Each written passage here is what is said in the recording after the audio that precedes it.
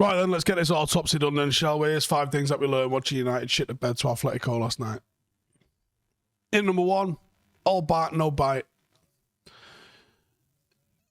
United actually had energy and endeavour. And in the first half, there was people texting me saying, how do we look? And I was like, we look all right, you know. Not taking enough shots, but we look all right. Arguably lacked a little bit of quality. Played into Atletico's hands, to be honest, at times as well. Promised a lot. Came up short. No penetration. No underlapping. No one occupying those central areas. Putting crosses in for one man who was triple marked. Never going to score doing that. Number 2, defensive frailty strike again.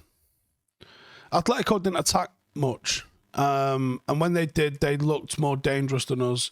Partly because they were playing in a low block and we were obviously trying to be a little bit more adventurous. But it looked like they could score every time they sprung forward, to be honest. And it was because there's just there's a panic in United's back line.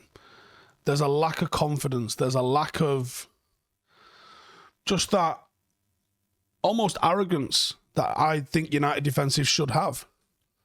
We can't rely on clean sheets. There's just a sheer lack of clean sheets that we have is disgusting. And the lapses in concentration are nearly constant. It's something I retweeted earlier on Twitter. And there's 2 things wrong with it. One is how many players are facing our own goal. You can't defend your goal by facing it. You have to defend it by, facing away from it and showing people out. Seeing the threat of the player and the threat of the ball. You can't do that when you're just looking one way while facing the other. And the other thing is how it's man for man. To defend effectively, you need to be +1.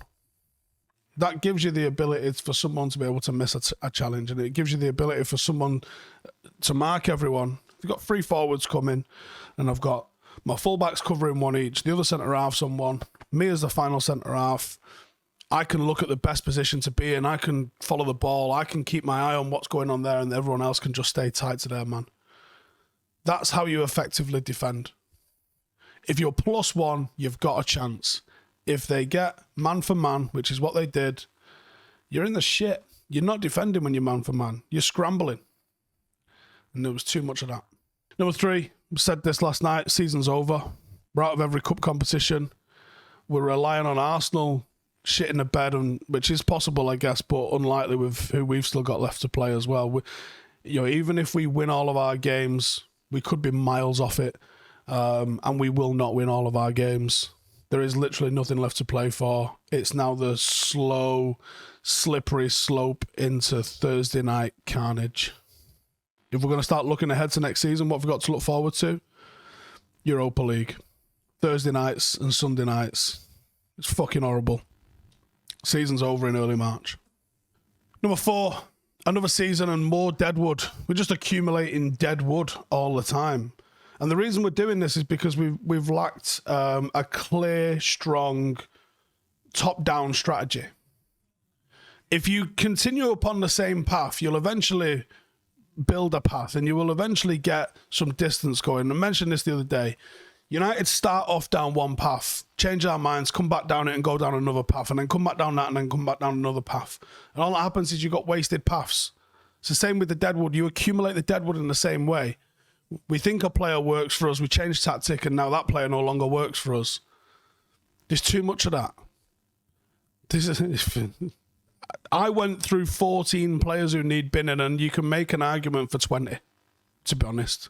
Too many players not good enough, no characters, no leaders, no personalities, no winning mentalities. We're looking at videos of Jordan Henderson doing stuff and going, yeah, do you know what? As a captain, he's pretty fucking gash, but when I look at what we've got, I can't really fucking talk. No winners, man. And finally, dog shit refereeing. The result didn't hinge on this, and we wasn't winning the Champions League if we went through anyway, but the guy was a calamity. He allowed so much shithousery from Atletico, and it was obvious as soon as they scored. I literally turned to my dad and said, every injury is going to be fatal now. They're going to take the piss. And I almost have to admire the brazenness of how much they didn't give a fuck. It was hilarious. Every 50-50 went to them. They played him like a fucking fiddle with a shithousery. How he didn't just start dishing yellows out, I don't know. There was a couple of potential fouls, although soft in the build-up to their goal. Goes back to the concentration with United. He seemed like he was afraid to make any sort of decision. Stops play for an injured foot in their box from one of their players. Doesn't stop play from a head injury from us. Where's the consistency, mate? Guy was a fucking joke. So that's it. Somber. I'll be doing XG files with Ronaldo later.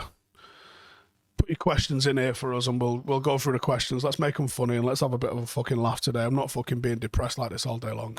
In a bit. Hey, thank you for watching the video. If you are new around these parts, then don't forget to subscribe. My channel is proudly supported by my community on Patreon.